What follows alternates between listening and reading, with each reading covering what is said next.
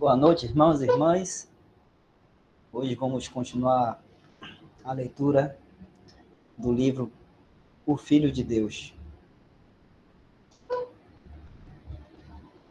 Então vamos dar continuidade aqui à leitura, né?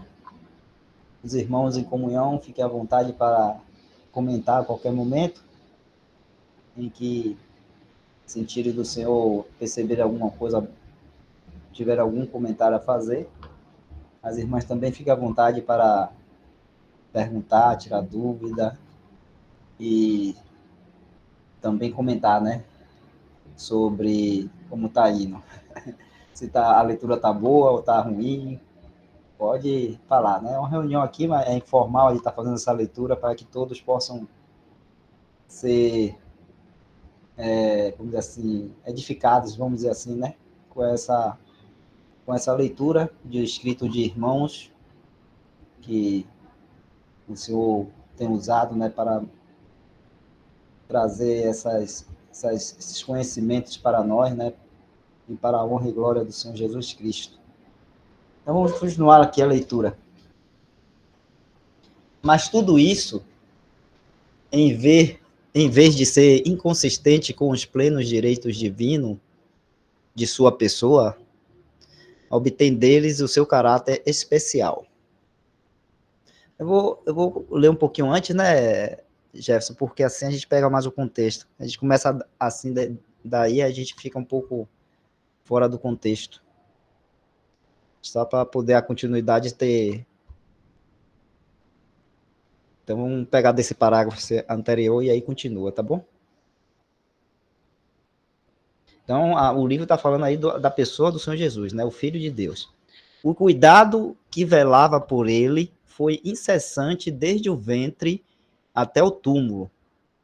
Aí, lembrando, nessa frasezinha aí que a gente comentou, acho que no sábado passado, né, sobre o Senhor Jesus vindo a este mundo, né, ele foi gerado ali no ventre de Maria, né, um embrião que foi crescendo, normal como todos os seres humanos, e nasceu um dia um bebezinho, e a gente sabe que o bebê é totalmente dependente dos seus pais, né, em tudo, né, para alimentá-lo, para cuidar, para proteger. Então, imagine aí o Senhor Jesus Cristo, ele se colocou nessa posição, né, de dependência, até mesmo de Maria e José ali, naqueles momentos, e claro, né, de Deus. Então, ele fez isso, se colocou nessa posição, ele sendo Deus, o Criador de todas as coisas e sustentador de todas as coisas, ele ainda assim se colocou nessa posição aí de dependência total, né? Então, o cuidado que velava por ele foi incessante desde o ventre até o túmulo. Assim foi declarado antigamente por seu Espírito nos profetas. Sobre ti fui lançado desde a madre. Tu és o meu Deus, desde o ventre de minha mãe, o que me preservaste, estando ainda aos seios de minha mãe. Foi incansável o tempo todo. Tu sustentas a minha sorte. A minha carne repousará segura, ou em esperança, segundo a tradução do João Nelson Darby. Pois não deixará minha alma no inferno, Hades, nem permitirás que o teu santo veja a corrupção. Salmo 16. Essa ajuda, cuidado e vigilância em um aspecto de sua história eram tudo para ele. Ela cuidou dele naquela mesma noite em que o anjo avisou José para fugir para o Egito. Foi um indizível gozo do pai exercer a diligência daquela hora. Aquele que guardou, aquele Israel não poderia. Aquele que guardou aquele Israel não poderia dormir agora. Então a gente vê aí o pai, né, Deus, o pai, né, cuidando diligentemente do filho todo o tempo.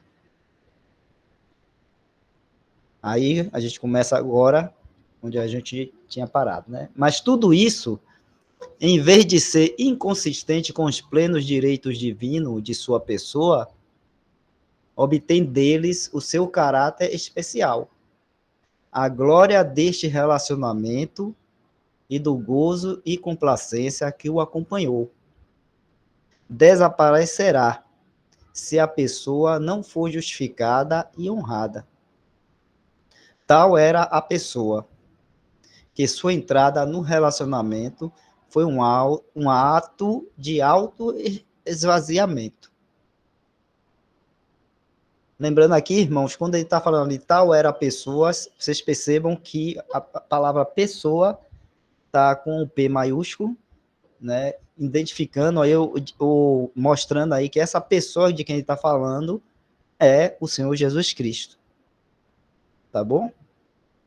Então, toda vez que a gente vê aí a pessoa com P maiúsculo, o ele com E maiúsculo, mesmo quando não é início de frase, está se referindo à pessoa do Senhor Jesus Cristo, tá bom? Ou de Deus, né, também. Tal era a pessoa que sua entrada no relacionamento foi um ato de autoesvaziamento. Em vez de iniciar uma senda de sujeição, seja na fuga para o Egito ou na manjedoura em Belém, ele havia assumido a forma de servo em conselho antes de o mundo começar. E como fruto disso, ele foi achado na forma de homem. E todas as suas ações e serviços foram os caminhos deste que tinha se esvaziado.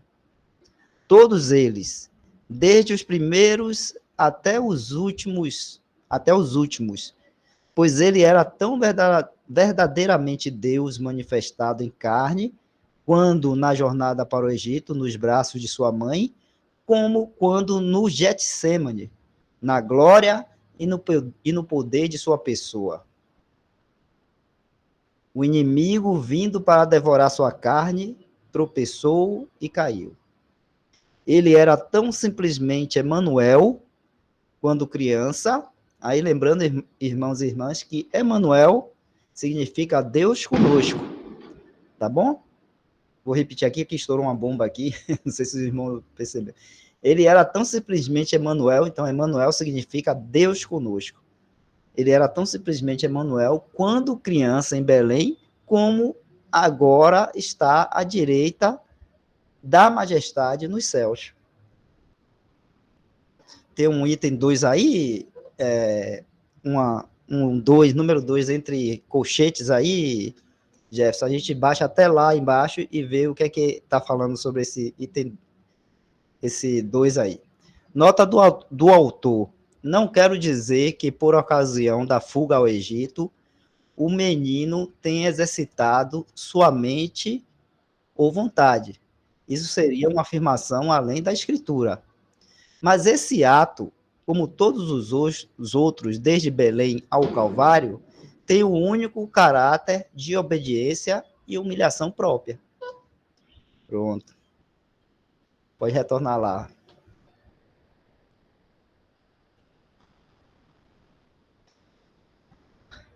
Continuando. Tudo foi humilhação de si mesmo, desde o ventre até a cruz. Então, irmãos, um breve comentário aqui, né? Percebam, né? Isso aí está falando do Senhor Jesus, e percebam como, né, a posição, a condição que o Senhor Jesus se colocou. Né? Aí está falando que tudo foi humilhação de si mesmo, dele mesmo, né? Desde o ventre até a cruz. A gente lembra, né, de Filipenses 2, quando fala lá que ele, sendo Deus, não teve por usurpação ser igual a Deus, que tomou a forma de homem. Vamos ler esse versículo, porque eu estou lendo ali, estou lembrando dele, né? Aí eu queria compartilhar com os irmãos e as irmãs aí. Jefferson está abrindo, Filipenses 2, Jefferson. Aí, passou um pouquinho. A partir do 6, né? Ele que sendo, né, o Senhor Jesus, né? em forma de Deus, não teve por usurpação ser igual a Deus, mas aniquilou-se a si mesmo, né? É como se fosse assim, ele anulou-se a si mesmo, aniquilou-se a si mesmo, anulou-se a si mesmo, tomando a forma de servo, fazendo-se semelhante aos homens. E achado na forma de homem, é o que fala aí no 8, humilhou-se a si mesmo, sendo obediente até a morte e morte de cruz. Então, voltando lá no texto, é isso que tá aquela linha ali está falando, né? Falando disso aí, ó. Tudo foi humilhação de si mesmo, desde o ventre até a cruz, né? Se duvido disso, eu esqueço sua pessoa ou quem ele era. Mas sobre outra luz do glorioso mistério, devemos ver o relacionamento e o terno e perfeito cuidado e ajuda que, de acordo com isso, o pai sempre lhe prestava. Deixa eu dar uma paradinha aqui para receber o irmão Danilo Barbudão. Então, um breve comentário aí nessa parte também, viu, irmão? Porque para a gente sempre ficar atento, que o livro está falando assim, o Filho de Deus.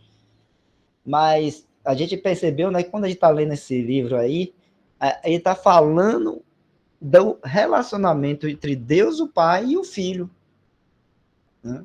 Então, o tempo todo está falando aí que Jesus, nessa condição, né, nessa forma de homem, né, ele tava o tempo todo dependente do Pai. E o Pai, né, o tempo todo cuidando do Filho. Tá bom? Cuidando do Filho. Presente ali, né? E dando a ele, né, todo, vamos dizer assim, o suporte, vamos falar assim, com essas palavras. Então, só houve um momento, né, que o pai o abandonou.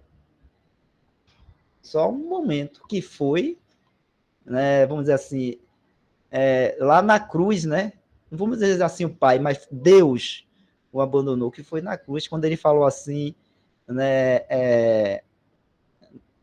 Deus meu, por que me abandonaste? Ele não fala pai, ele fala Deus meu, porque ali Deus estava trazendo todo o juízo, né?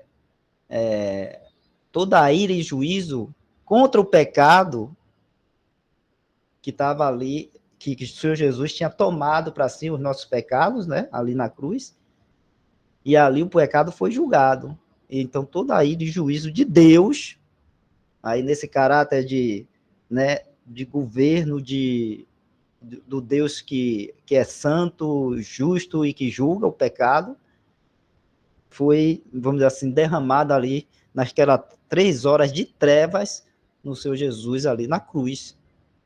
Então, é o único momento que o Senhor Jesus fala assim, Deus meu, por que me desamparaste?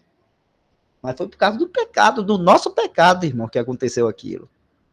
Né? Por causa dos nossos pecados. Né? Porque o Senhor Jesus ali na cruz tomou sobre si os nossos pecados.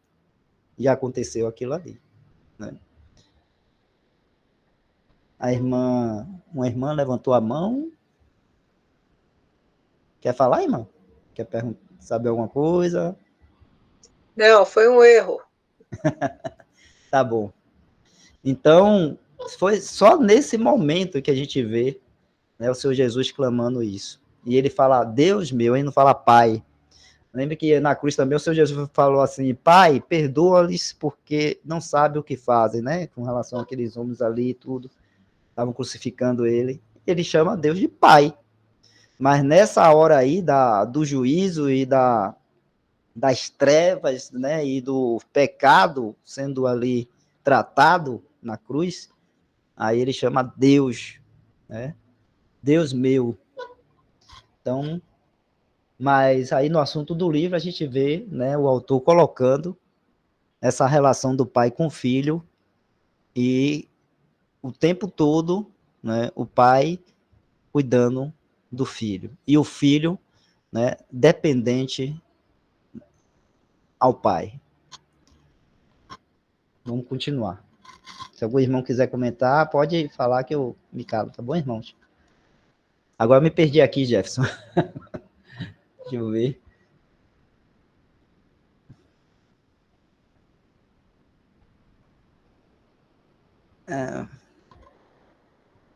Vamos começar ali, se duvido, né? Se duvido disso, eu esqueço sua pessoa, ou quem ele era. Mas sobre outra luz do glorioso mistério, devemos ver o relacionamento e o terno e perfeito cuidado e ajuda que, de acordo com isso, o pai sempre lhe prestava. Mas essas coisas são apenas como as várias luzes ou caráteres nos quais os diferentes evangelistas apresentam o Senhor, como geralmente conhecemos. Ele era o objeto dos cuidados do Pai e ainda assim o companheiro de Jeová. E podemos olhar para seu caminho sobre a luz de aprovação com a qual aquele cuidado e vigilância divinos a investe, enquanto podemos contemplá-la naquela luz mais brilhante e na mais excelente glória nas quais seus direitos e honra como filho de Deus a apresentam para nós. Voltando um pouquinho aí, quando ele fala assim, ó, ele era objeto dos cuidados do Pai e, ainda assim, o companheiro de Jeová. Por que está falando isso aí? Porque Jeová, né, é a revelação ao povo de Israel do do Deus criador de todas as coisas e o Deus do povo de Israel, que formou o povo de Israel.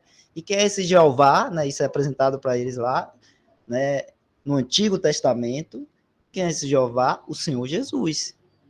Aí por isso que ele fala, é o companheiro de Jeová, porque na criação do mundo de todas as coisas, foi o Senhor Jesus, Deus o Pai, né, e o Espírito Santo, quem criou todas as coisas. E então, Deus e o Senhor Jesus foram ali companheiros, né, eram companheiros ali na criação de todas as coisas e, né, e também ali no, vamos dizer assim,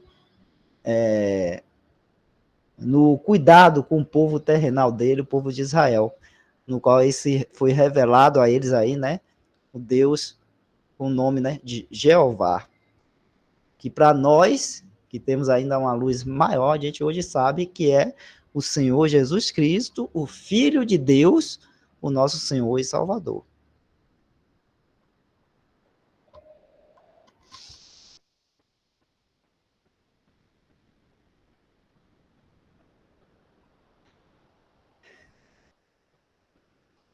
Se ele tinha esse relacionamento com os cuidados de Deus, assumido como era, de acordo com os conselhos eternos, assim todas as criaturas, terrenas e celestiais, angélicas e humanas, em todo o universo, também tinham o mesmo relacionamento com ele, com o Senhor Jesus, né?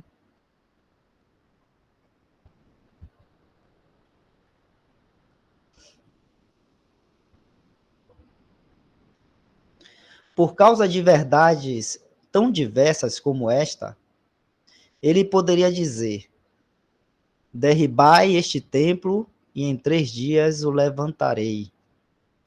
E ainda assim o Espírito Santo poderia dizer dele que o Deus de paz o trouxe novamente dentre os mortos. Isso está lá em João 2,19 e Hebreus 13:20. Seus inimigos que buscavam sua vida caíram diante dele com uma palavra. E, no entanto, sua fé perfeita reconheceu o cuidado e a proteção perfeitos de Deus, a ponto de ele poder dizer: pensas tu que eu não poderia agora orar a meu Pai e que ele não me não me daria mais de 12 legiões de anjos? Isso está em João capítulo 18, versos 5 a 6, e Mateus 26, 53. Ele poderia, com um toque, furar a orelha do servo, ou melhor, restaurá-la quando cortada. Quando, ao mesmo tempo, ele teria a sua própria fronte sangrando sobre a coroa de espinhos. Lucas 22, 51 e Marcos 15, do verso 17 ao 19. Na perfeição de seu lugar, como aquele que se esvaziou, ele pediria a simpatia e diria: nem uma hora pudeste vigiar comigo? E um pouco depois, num momento de tristeza ainda maior, em certo sentido, ele poderia estar acima da piedade das filhas de Jerusalém e honrar, com a promessa do paraíso, a fé de um malfeitor que estava a morrer. Mateus 26, 40, Lucas 23, 28 e do 42 ao 43. Aí, irmãos, vocês estão sempre, irmãos e irmãs, ele está citando, né, sempre algumas passagens da vida do Senhor Jesus, e fazendo essas referências aí, tá? Com os versos bíblicos. Então, quando ele fala ali, ele pediria simpatia e diria: nenhuma hora pudeste vigiar comigo. Aí, só para lembrar os irmãos, né? Aquela passagem onde ele vai orar e os discípulos estão com ele e os discípulos dormem, né? Eles não conseguem ficar ali com o Senhor Jesus em oração, eles cochilam, eles dormem. E aí o Senhor Jesus fala isso para eles: nenhuma hora pudeste vigiar comigo. Então ele faz essas referências aí, é só para lembrar o fato, né, o contexto das referências que são feitas aí, né? E ele faz muitas outras aí.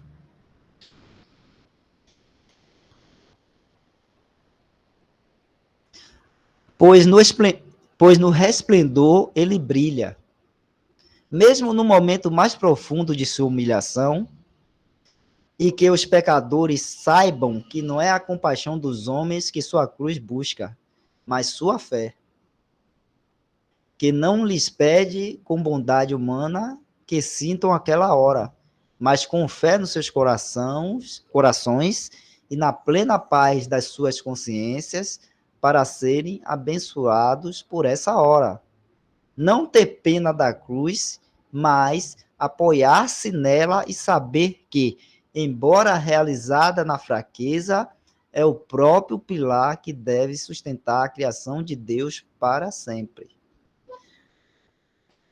Isso aí é muito interessante, viu, irmãos? Porque eu lembrei aqui, quando eu estava lendo agora, lembra daquele filme, o último filme que foi feito sobre a crucificação do Senhor Jesus, né? Que foi um filme assim de Mel Gibson, se eu não me engano, aquele ator e diretor, e que foi um filme bem impactante, né?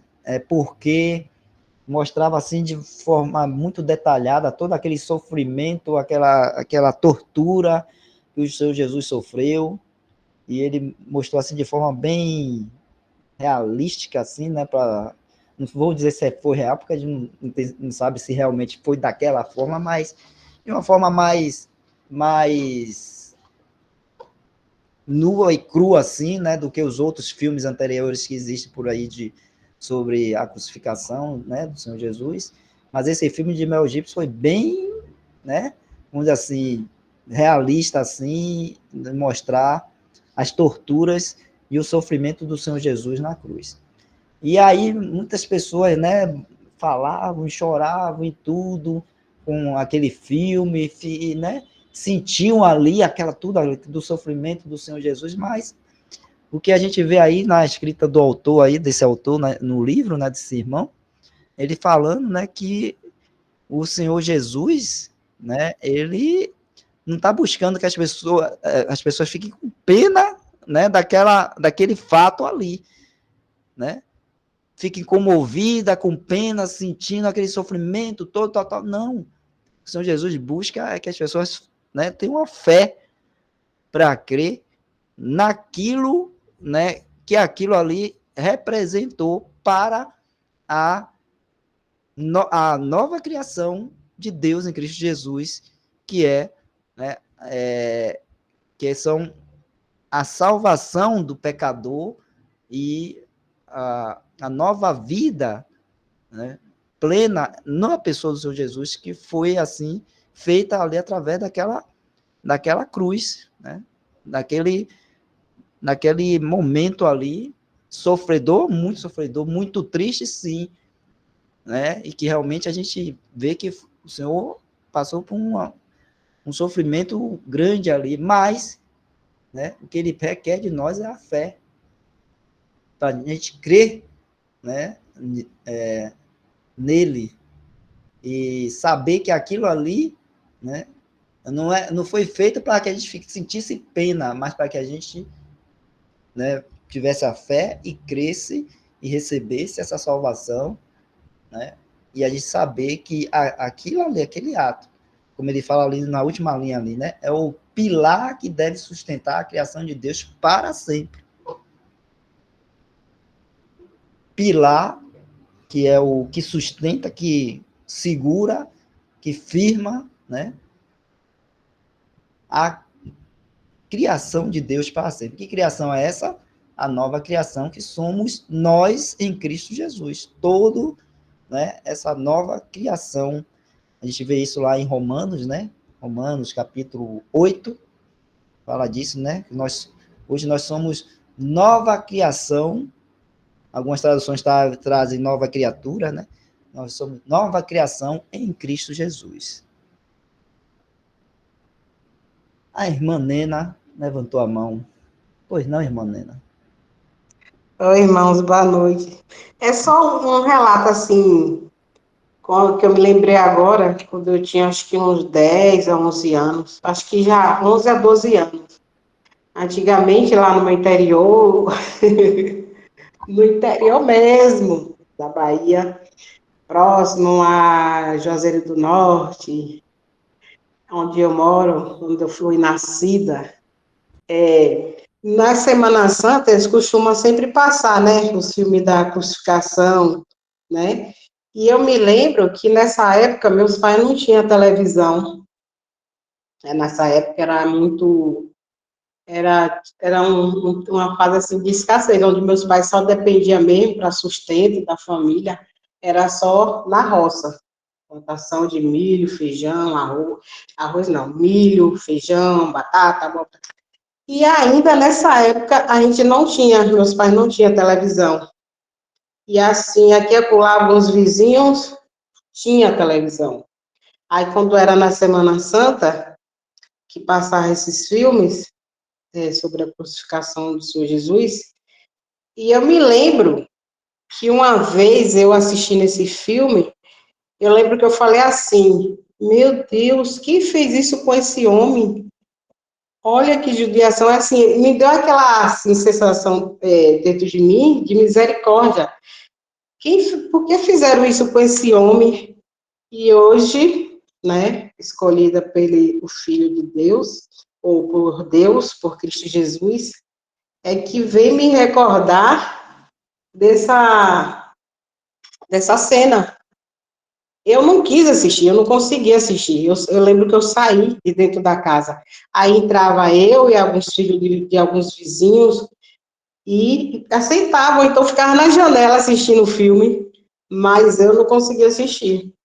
E o irmão falando aí do filme do Mel Gibson, né, que interpretou, né, que quis interpretar, né, a crucificação do Senhor Jesus, me lembrou bastante.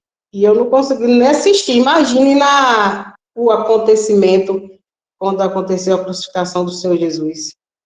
Imagina aquelas irmãs, pessoas que realmente, né, viu, né, o Senhor Jesus crucificado, como se sentiu essas pessoas, né, compaixão. sabendo realmente que o Senhor fez isso, né, se fez pecador por nós, por amor de nós, para que hoje nós tenha arrependimento, reconheça Ele como Senhor e Salvador. Então, me lembra bastante. Eu não consegui assistir, não. Quando eu tinha, acho que era 12 anos, né, mais ou menos isso aí.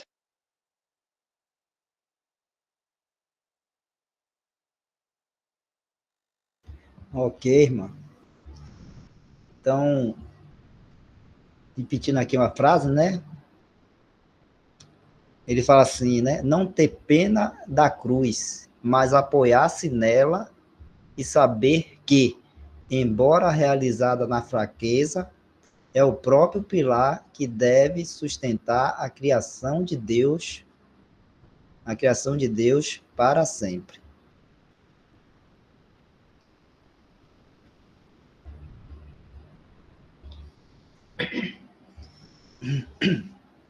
Um breve comentário, irmãos. Sim. Esses filmes, né, e até o entendimento de muitos irmãos acerca da morte, né, do Senhor e do sofrimento do Senhor, fica muito pautado pelo que está vendo, né? Aquele sofrimento ali dos castigos visíveis. Só que a questão maior, e o que deve ficar na consciência de cada cristão, é que o pior sofrimento que o Senhor Jesus enfrentou, suportou ali na cruz, naquela cruz, foi os nossos pecados. Foi carregar os nossos pecados, porque ele estava um homem e Deus, que é santo, santo, santo e santo. Mas ele agora estava ali levando os nossos pecados. Imagine quantas pessoas foram salvas e serão com a morte do Senhor Jesus. Ele levou o pecado de todas. E é cada pecado anotado que estava na conta de Deus lá, é uma conta nossa, né, depositado lá como se fosse uma conta ali de pecados, e que Deus transfere isso para Cristo, né? Ele paga essa conta, essa dívida, ou essas dívidas, é melhor no plural, que foram muitas, incontáveis para nós. Então, os filmes nunca vão conseguir mostrar isso e nem tentam mostrar, e nem querem mostrar isso. Porque aí a fé de muita gente vai estar apoiada em algo que não tem nada a ver, que não é o principal. Não que, claro, o sofrimento do Senhor ali não é irrelevante. Tudo que o Senhor fez é relevante, tem significado. Porém, tem coisas que têm o principal significado, o médio significado, o mais leve significado e o mais grave significado da morte do Senhor Jesus ali, quando o cristão quer pensar ou quer sentir alguma coisa, ele tem que pensar nos seus pecados que o Senhor Jesus carregou. A nossa consciência tem que estar sempre alerta quanto a isso. Inclusive, irmãos, quando vier pensamentos errôneos em nós, pensamentos de pecado mesmo em nós, não digo nem o pecado consumado ainda, mas só o pensamento. Quando ele vier o pensamento de pecar, é muito importante a gente esquecer os filmes e exercitar a Bíblia, que diz que aquelas 3 horas de trevas não foi por conta dos cravos, não foi na hora da traição do Judas, ou quando Pedro negou. Não foi esse momento. Não teve trevas nesse momento. Não foi no Getsemane. 3 horas de treva foi quando ele recebeu a justa ira de Deus, o justo juízo de Deus pelos nossos pecados que estavam sobre ele. Então é muito importante a gente ter essa verdade bem clara, para que toda vez que vier em nós qualquer pensamento, qualquer sombra de pecado, nos lembrarmos Que sofrimento tal, único, o nosso Salvador teve por nós naquela cruz. E claro que a gente nunca vai conseguir imaginar ou sentir ou ter a dimensão do que ele passou quando enfrentou aquelas 3 horas de treva, sendo um só Deus. Naquele momento ele fica sozinho e ele tem que falar, né, ele tem que falar, não, bradar, dar um brado, né? Eloi, Eloi, lama sabachthani. Ele dá esse brado, né? Porque foi algo inédito na história dele, da divindade. O momento que ele fica sozinho, isso nunca aconteceu, irmãos. O Senhor Jesus, o Filho amado de Deus, que Deus sempre falava assim, este é o meu Filho amado em quem me comprazo. Deus sempre que a voz dele apareceu em alguns momentos no Novo Testamento, para falar do Senhor Jesus, ele sempre fala, é o meu Filho amado, ele sempre fala, é em quem eu sinto prazer, é em quem eu me comprazo. Mas teve um momento que esse relacionamento de eternidade a eternidades foi interrompido. E sabe por causa de quê? Do meu, do seu, dos nossos pecados. Até aqui, irmãos. Foram 3 momentos, se não me engano, Isaac, em que Deus falou isso, né? Este é o meu filho amado em quem me comprazo. Pelo menos em 3 momentos. Irmão Jorge levantou a mão. Jorge. Não, irmãos, é porque o irmão acabou de falar aí a palavra que Jesus falou na cruz, né? Elohim, não sei o que, alguma coisa, Sabá Sabachthani. Só que eu ia perguntar ao irmão o que significava, mas eu procurei aqui no Google e já achei. Obrigado, irmãos. Deus meu, por que me abandonaste? Ou por que me desamparaste? Né? Significa isso. Bem, e complementando o que o irmão Isaac falou, né? Esse momento das 3 horas de trevas, 3 horas de trevas, ninguém viu esse momento, né? Porque foram 3 horas de trevas no mundo. O pessoal pensa assim que foi ali, só ali né, no monte, no Gólgota ali, né? E as pessoas ali ao redor das cruzes ali, olhando aquilo e tal. Não, foi 3 horas de trevas no mundo todo. E trevas que ninguém via nada. Então foi esse momento em que ninguém viu, foi um momento, né, ali em que, como o irmão Isaac falou, Deus estava tratando os nossos pecados em Jesus Cristo. Jesus tomou sobre si, ele, né, os nossos pecados, e aí Deus então veio tratar. E Deus, como não tem nada a ver com o pecado, vamos dizer assim, né? Então o Senhor Jesus ficou só por causa de nós. Ele ficou só. E Deus veio, e foram 3 horas onde a justa ira de Deus foi derramada sobre ele, e não sobre nós. Que nós é que deveríamos estar recebendo, né, aquela ira, aquela justiça, aquele, né, tratamento ali, por causa dos pecados que nós é que devíamos estar recebendo aquilo ali, mas o Senhor Jesus tomou o nosso lugar ali na cruz. Então foi 3 horas de trevas. Então, nenhum diretor de cinema, nenhum diretor de teatro, nenhuma peça de teatro, nenhum filme vai poder representar isso, porque é uma coisa que a gente fala, aqui ainda fala com muito cuidado, que, né, o Senhor, uma coisa muito solene, e foi entre ali o Senhor Jesus Cristo e Deus tratando com o mal, com o pecado nosso em Cristo Jesus, né? Porque o Senhor Jesus, um homem santo, Deus verdadeiro santo, sem pecado nenhum, mas ele tomou sobre ele os nossos pecados, né? Então é uma coisa assim tremenda, e às vezes os homens ficam se ocupando, né, com essas, é o que o autor está falando aí, acabou de falar nesse parágrafo que a gente a gente leu, às vezes se ocupando e sentindo pena por causa de todas as outras coisas que o Senhor Jesus padeceu ali, sofreu, né? Mas, né, o pior momento foi esse, né, para o Senhor Jesus Cristo. O pior. Então, para nós, o que nós devemos fazer, né?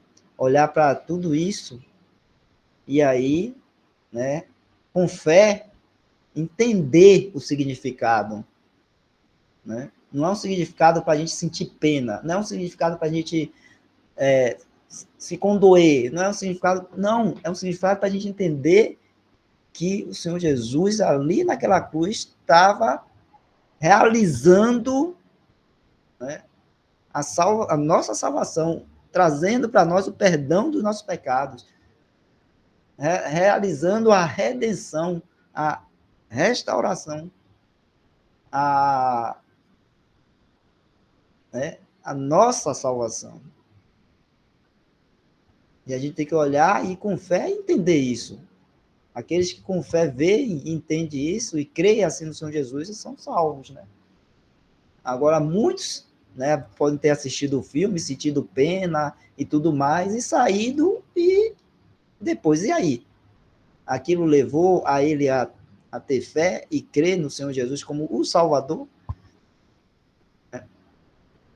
Tudo aquilo ali não levou ele a entender esse momento de 3 horas do Senhor Jesus, das trevas no mundo, e o Senhor Jesus ali, né, sendo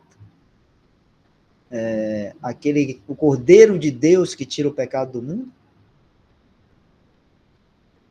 Então, isso que importa, né, de entender, compreender pela fé e crer, e assim, primeiramente crer, né, porque às vezes a gente nem compreende. Eu não compreendo totalmente essa questão da cruz, como o irmão Isaac falou. Muito distante da nossa compreensão e entendimento completa. Nós somos muito limitados. Nós somos muito limitados. Aquelas 3 horas de trevas, o brado do Senhor Jesus, né? Deus meu, por que me desamparaste? Aquele que é o filho de Deus, que nunca, né, como o irmão Isaac comentou, nunca foi, né, Deus estavam sempre juntos ali, o amor de Deus para o filho, do filho para o pai, e de repente, eu estou falando assim de repente só numa sequência de palavras, mas não foi uma coisa de repente, né, foi tudo, né, vamos dizer assim, premeditado por Deus e pelo Senhor Jesus.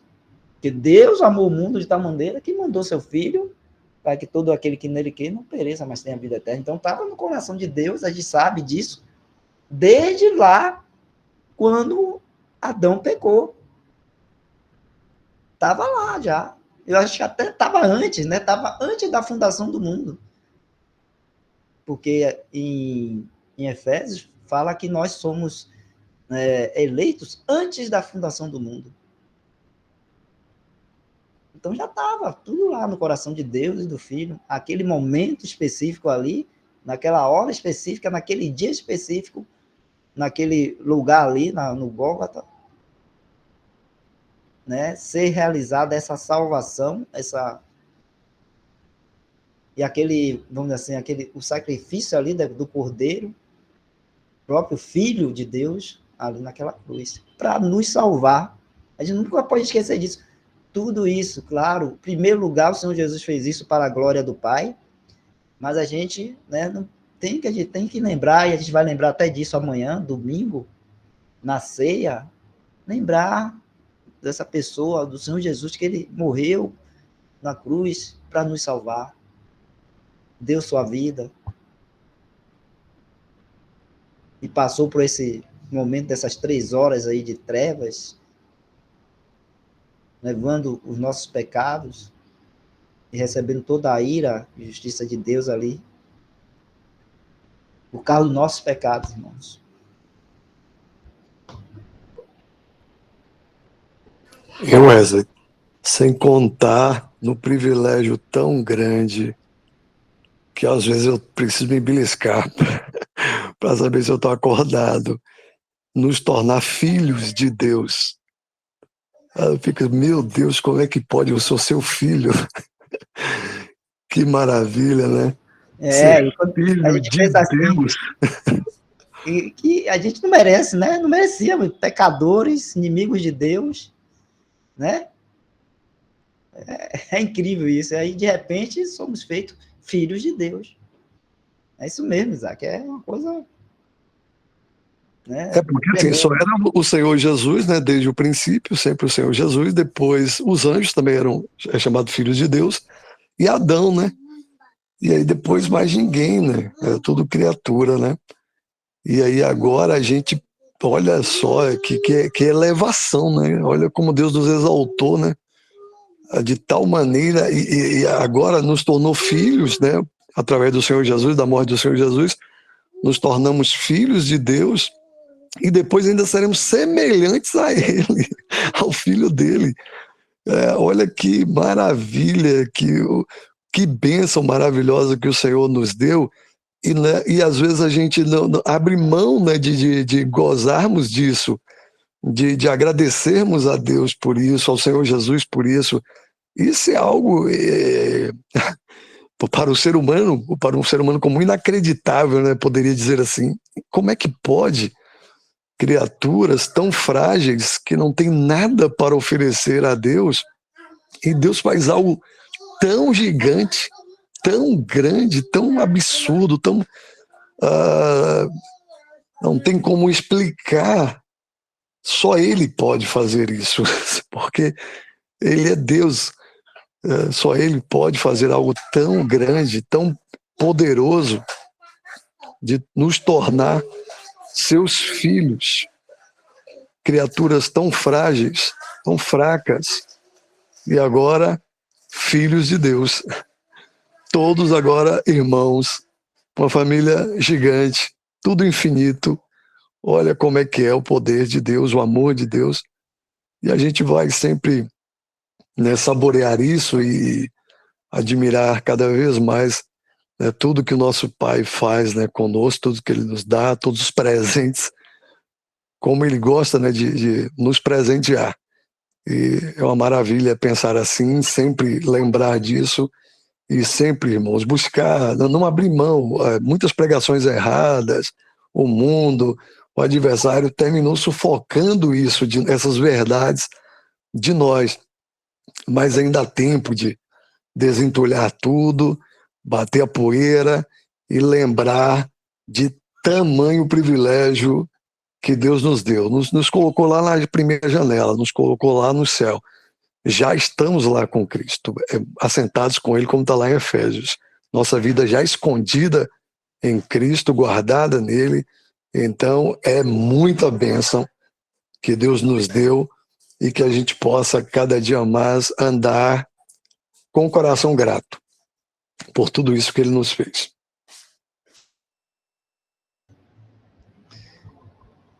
A irmã Ana Carolina colocou aqui o texto da palavra de Deus, né? Vede quão grande amor nos tem concedido o Pai, que fôssemos chamados filhos de Deus. Por isso o mundo não nos conhece, porque não conhece a Ele. E, amados, agora somos filhos de Deus, e ainda não é manifestado o que havemos de ser. Mas sabemos que, quando Ele se manifestar, seremos semelhantes a Ele, porque assim como é, o veremos.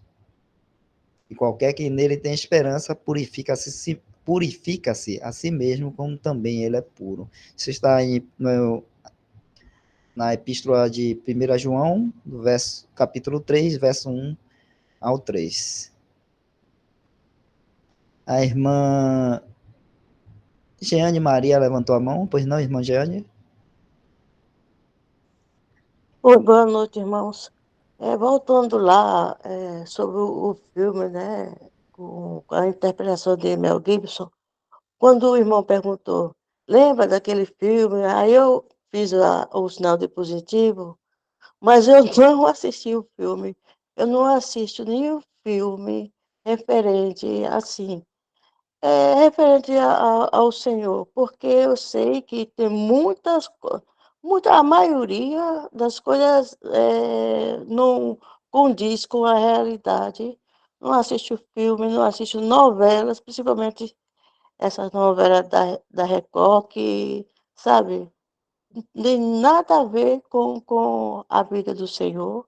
É alguma coisa ou outra assim, né? Mas eu não assisto. Eu botei o sinal de positivo porque o irmão perguntou se a gente lembrava, né? E eu lembro como é que foi feito esse filme, que foi um filme que foi com uma crítica positiva e negativa, entendeu? Mas assim, eu não assisto filme relacionado à vida do Senhor, não. Eu só queria só frisar isso para os irmãos. Ok, irmã. A irmã comentou isso aí. É interessante, né? Que, assim, eu, pelo menos, não assisto também nenhuma novela, principalmente as recentes, né? Novela falando da vida do Senhor Jesus ou das coisas da palavra de Deus. E, né, eu recomendo aos irmãos não perder tempo assistindo. Tem até uma série aí, bem, que está fazendo muito sucesso, que fala do Senhor, da vida do Senhor Jesus, é The Chosen. Eu também não recomendo os irmãos nem percam tempo assistindo aquilo ali, porque quer conhecer, saber da pessoa do Senhor Jesus, lê a palavra, lê os evangelhos, né?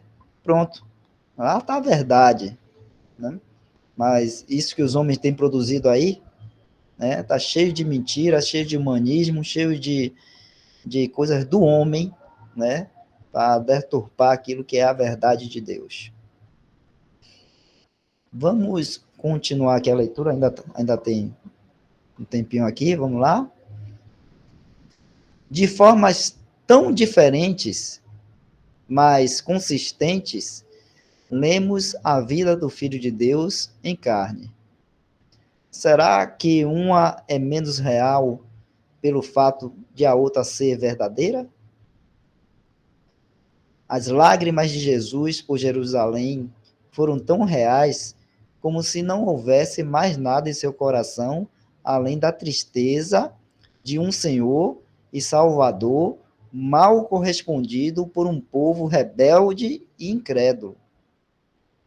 E, no entanto, seu gozo no pleno propósito da sabedoria e da graça divina era exatamente a mesma realidade indivisa e sem mistura. O ai de ti, Corazim, e então o graças te dou, ó Pai, eram afetos igualmente vivos e verdadeiros na alma de Jesus. Mateus 11.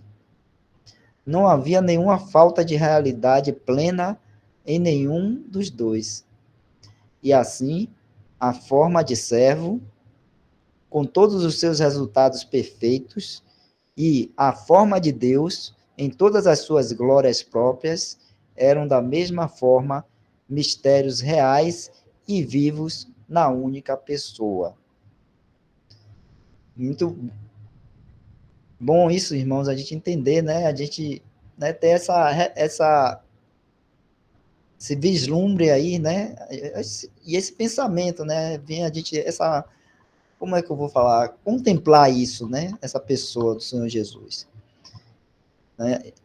Ele veio, tomou a forma de homem, de servo, mas ele é Deus. Não deixou de ser Deus. Ele apenas como que a glória de Deus dele, né? Ele tipo como que escondeu ou encobriu, mas em alguns relances ali, em alguns momentos, essa glória era manifestada, foi manifestada, vamos dizer assim, um vislumbre rápido, né? Mas ele é a realidade isso, né? Tudo que o Senhor Jesus estava fazendo ali como homem era real. Então, quando ele se entristeceu e chorou por Jerusalém, foi uma coisa real, né? Não era vamos dizer assim, um fingimento ou apenas para os homens ver. Não, ele estava sentindo aquilo ali.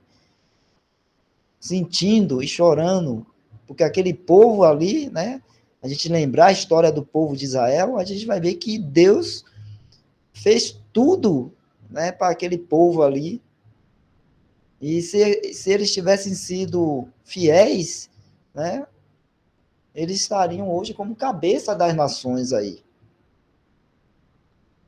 E seria uma nação próspera, saudável, né, grande, com muitos, né, filhos e filhas, e o Senhor ia cuidar, ia proteger contra os inimigos.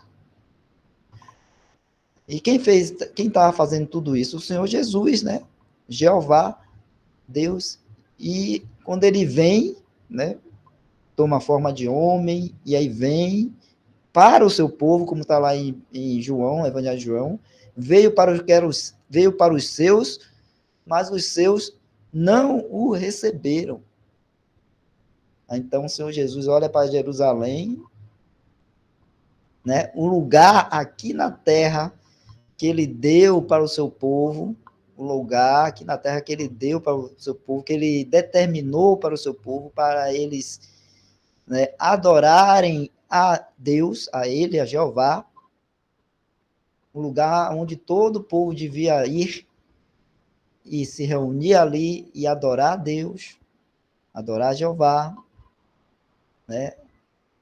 Se alegrar, se regozijar, louvar Jerusalém, né?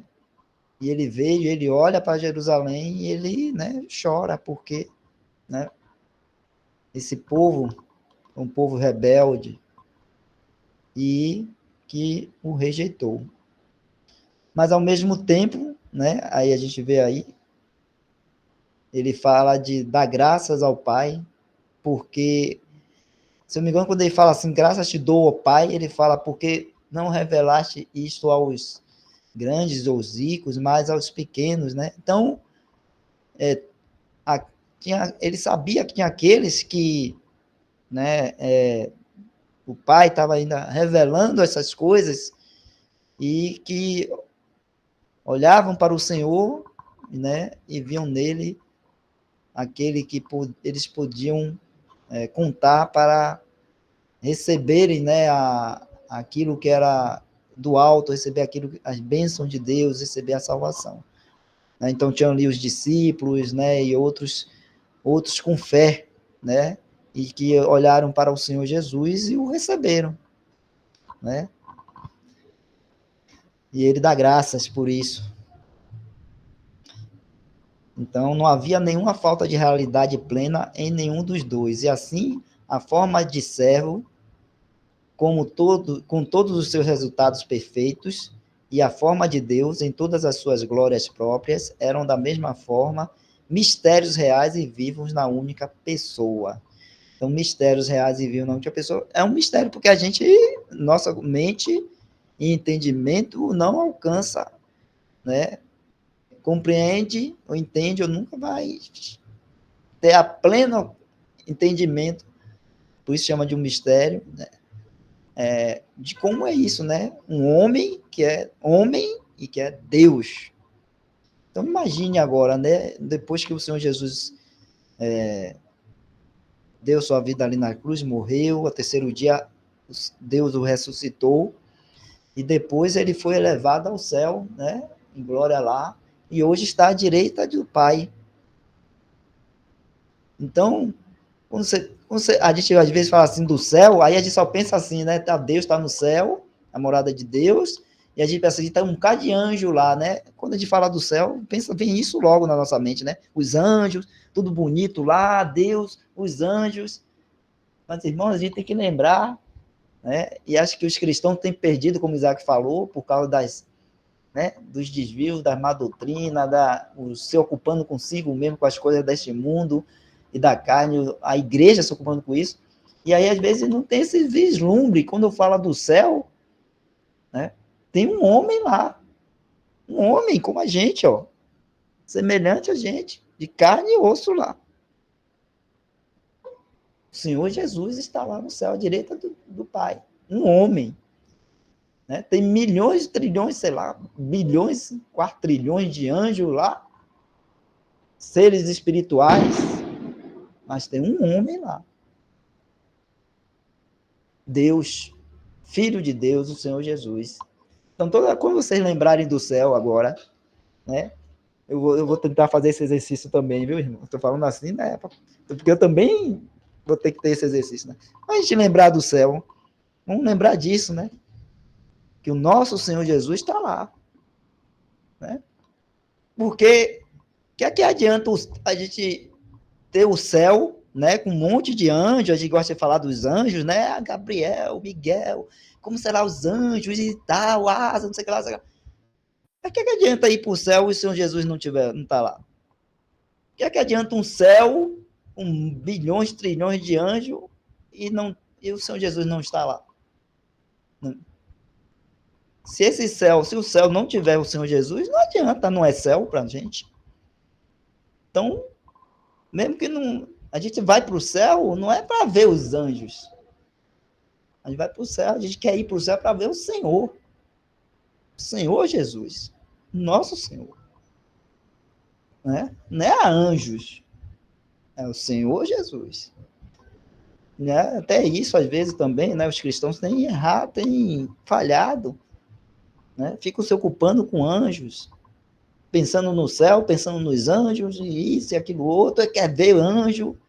Não, a gente quer ver o Senhor. Nós queremos ver o Senhor.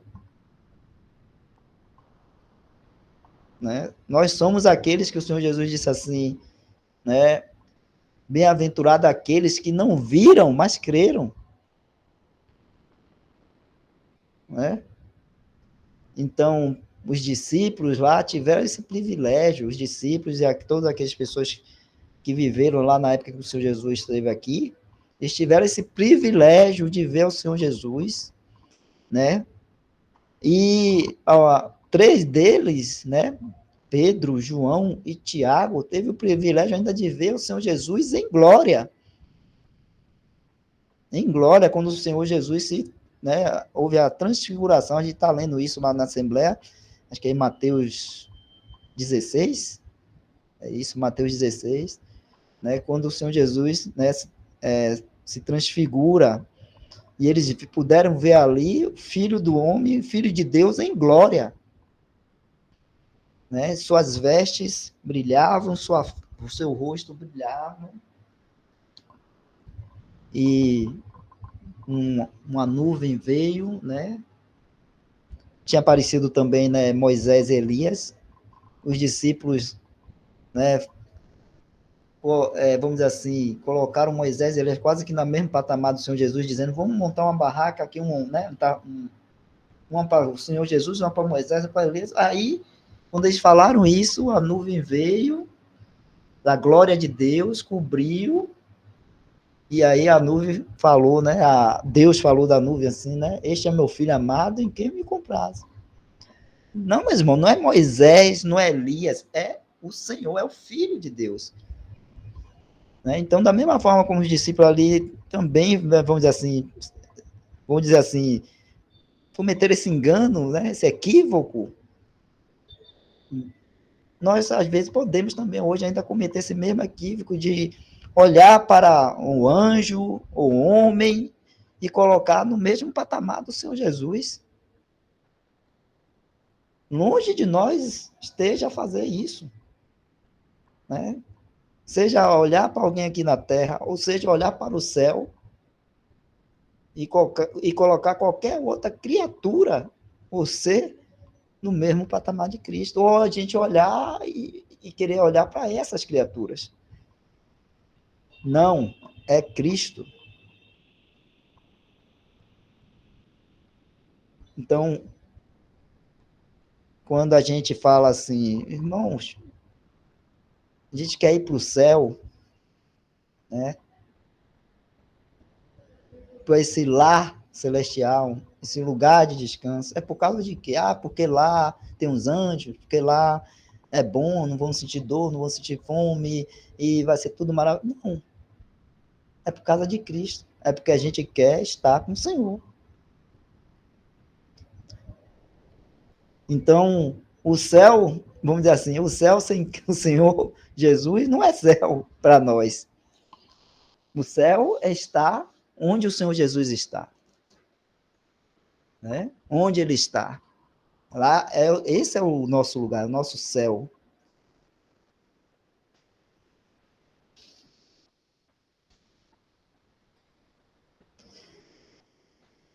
Então, para a gente meditar nisso, acho que o horário já passou um pouquinho até aqui, né? A gente começa a falar do Senhor Jesus, dessas coisas, e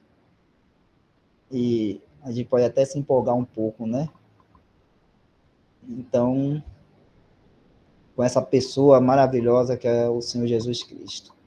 Para a próxima reunião, a gente vai continuar daí onde o irmão Jefferson está marcando, né? E não podemos, e aí vai seguir.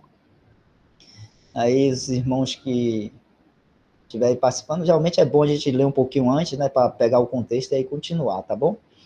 Aí o irmão Jefferson tira o print aí, coloca lá no grupo, e a gente, na próxima semana, no próximo sábado, continuar. Acho que no próximo sábado, dia 22, já próximo sábado, eu não vou poder estar. Eu vou viajar lá para ver meus pais no interior de Sergipe, e aí não sei se não vou poder estar na reunião. Mas aí os irmãos continuam, né? Essa leitura aí muito proveitosa para todos nós. Tira aí o print aí, Jefferson. Vamos estar agora para a gravação, para a gente estar orando, agradecendo a Deus por essa reunião e essa leitura, né? E Wesley, você não viu aí no chat? Acho que tinha uma irmã, acho que é a Jaildes, ela estava te fazendo uma pergunta. Ah, não vi não. Deixa eu olhar aqui. Ela fez ou quer fazer? Eu não entendi. Eu gostaria de fazer, irmão, mas eu não estou em comunhão ainda. Eu posso perguntar? Ah, pode. Aí aqui a questão da comunhão é para os irmãos que estão comentando, né? Mas as irmãs podem perguntar, né? Tirar dúvidas, tá bom? E aí, como é uma reunião que não é uma reunião formal, vamos dizer assim, é uma reunião informal, né? Entendeu? Então, as irmãs, mesmo não estando em comunhão, podem falar e perguntar, tá bom? Aí a gente colocou essa limitação para os irmãos, para os varões, porque, no caso, o varão, se comentar alguma coisa e tiver que haver alguma correção, julgamento, a gente não pode julgar ou corrigir um irmão que não está em comunhão, né? Se não está em comunhão, a gente não pode julgar nem corrigir o irmão. Mas se o irmão está em comunhão, a gente pode fazer isso. Então, por isso que a gente pede que só os irmãos que estão em comunhão comentem ou tragam, né, alguma coisa, algum comentário sobre o texto.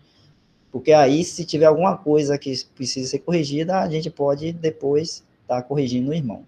Se ele não estiver em comunhão, a gente não pode fazer nada. Mas com relação às irmãs, aí as irmãs, tanto as que estão em comunhão como as que não estão em comunhão, podem tirar dúvidas, né? Porque elas não vão estar aqui ensinando ou comentando da palavra, né? Vão estar tirando dúvidas, tá bom? Só para explicar, esclarecer. Pronto, eu vou perguntar. Logo acima, logo no início, o irmão falou sobre, na leitura, sobre Jeová, que Jesus é Jeová. Mas no segmento da leitura, principalmente na crucificação, quando Jesus ele perguntou ao Pai, Pai, por que me abandonaste? Aí Jeová já entra, Deus já entra. Eu aprendi na palavra que é Pai, Filho e Espírito Santo. Deus, Pai, Jesus, Filho, e o Espírito Santo, ao qual, quando Jesus ele ascendeu aos céus, ele deixou o Espírito Santo para que a gente não ficasse órfão, para que o Espírito Santo nos consolar e nos conscientizar dos nossos pecados. E que através do Espírito Santo a gente chegue, fale com Deus, né? Desde que o véu se rasgou, a gente tem essa liberdade de falar, de estar na presença de Deus sem precisar de nenhum de nenhum de ninguém, né? Como antigamente, para a gente falar com Deus, a gente precisava dos sacerdotes, dos sumos sacerdotes. Hoje não existe mais isso, desde que o véu se rasgou. Então, a minha dúvida é essa. Quando o irmão falou, Jeová, Jesus é Jeová, aí eu fiquei assim, meio confusa. Existe Jeová Deus? Porque Jeová seria o nome de Deus. Deus não é o nome, Deus é um pseudônimo, um poder. Então, existe Jeová Deus, Jesus e o Espírito Santo? É 3 ou só é 2?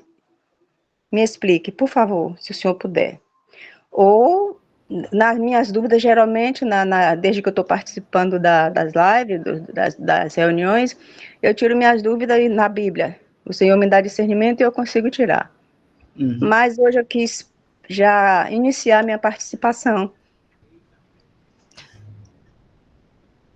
Bem, são 3 pessoas, né? É um Deus, 3 pessoas. Deus Pai, Deus Filho e Deus Espírito Santo. Então, quando a gente falou de Jeová, é Jesus, né? Porque é Jesus. Na questão do momento da crucificação, né, 3 horas de trevas, então o Senhor Jesus, o Filho de Deus, estava ali na cruz, e Deus vem, Deus Pai. Então, Jesus é Deus, Filho de Deus, ele é Deus. Então, na crucificação, ali, nas 3 horas de treva, ele toma sobre ele nossos pecados, e aí Deus Pai vem, né, para poder trazer ali a ira dele, né, o julgamento ali, sobre ali os pecados que o Senhor Jesus estava carregando ali, nossos ali na cruz. Então, tanto que até o irmão Isaac já deu, vamos dizer assim, a deixa dessa sua dúvida, porque o irmão Isaac trouxe para a gente, né, como foi que o Senhor, geralmente na palavra de Deus tem lá, né, como foi que o Senhor Jesus falou na língua lá na época, quando ele bradou. Eu tinha falado já a tradução, né, Deus meu, por que me desamparaste? Mas, na língua que ele falou assim, Elohim, Elohim, lama sabatani. Ele não falou Jeová, Jeová, ele falou Elohim, Deus meu. Entendeu? Por quê? Porque Jeová é ele. Só que Jeová, né, foi o nome que ele se revelou para o povo de Israel. Né? Foi o nome pelo qual, né, ele se revelou para o povo de Israel. Então, Jeová é o Senhor Jesus. Certo? E Deus, a gente não tem um nome de Deus. Né? O Senhor Jesus tem. Mas Deus não, Deus é Deus. Aí fala Elohim, né? E tem outras expressões, né, para falar sobre Deus, o Pai. Né? Então, para o povo de Israel, eles não tinham, né, essa revelação e esse entendimento, essa luz que nós temos hoje. Para eles, era Jeová, é um Deus, o Deus criador de todas as coisas. Ponto. A revelação para nós, a igreja, é uma revelação maior e mais excelente do que a deles, porque nós conhecemos a Deus, o Deus Pai, conhecemos ao Filho de Deus, que é Deus, e conhecemos e temos o Espírito Santo. Entendi, irmão. Eles não compreendiam isso. Tanto é assim que quando o Senhor Jesus disse que era Filho de Deus, que antes que Abraão nascesse, ele era, né? Eles quiseram pegar, os fariseus quiseram pegar em pedra e apedrejar Jesus, porque Jesus estava dizendo assim que ele era Deus. E eles acharam aquilo ali uma abominação e pegaram em pedra para apedrejar Jesus, porque eles entendiam que existia só um Deus e Deus estava lá no céu. Como é que um homem ali na frente deles, né, estava dizendo que era Deus? Entendi. Eles não tinham essa revelação, eles não entenderam, eles não compreenderam, não receberam, e não tinham essa revelação que nós, a igreja, temos hoje, e, né, de que, né, Jesus Cristo, né, o Filho de Deus, é o Deus que se fez homem e habitou entre nós. Entendi, irmão. Naquele tempo ainda, naquele tempo, de um tempo de Moisés, de Abraão, de Elias, só existia Deus. Para o povo só existia Deus, porque o Cristo ainda não havia se revelado. Agora eu entendi. Isso. A gente vê isso. O Jeová Deus que está se falando na Bíblia, no Velho Testamento, é verdadeiramente o Pai, porque o Filho ainda não tinha vindo. E hoje nós conhecemos Pai, Filho e Espírito Santo, o Pai e o Filho, porque Jesus já veio na primeira vinda dele. Mas agora eu entendi. Tanto tempo lendo a Bíblia, tanto tempo. Eu tenho 22 anos já que conheço a palavra e ainda não tinha aprendido sobre isso. Ainda não havia me esclarecido sobre isso. Tá. Obrigada. Então, para eles, né, para o povo de Israel, eles tinham esse entendimento que Jeová era Deus, criador de todas as coisas, sustentador de todas as coisas, entendeu? Então, eles não tinham tido ainda essa revelação, nesse entendimento de que aquele Jeová que eles, né, adoravam, que eles clamavam e tudo, era o Filho de Deus, o Senhor Jesus. Eles não tinham tido esse entendimento. Nós hoje temos. Então, quando a gente lê lá em Hebreus, capítulo 1, verso 1, Hebreus 1, verso 1, fala assim, se você quiser abrir aí, Jefferson, fala assim,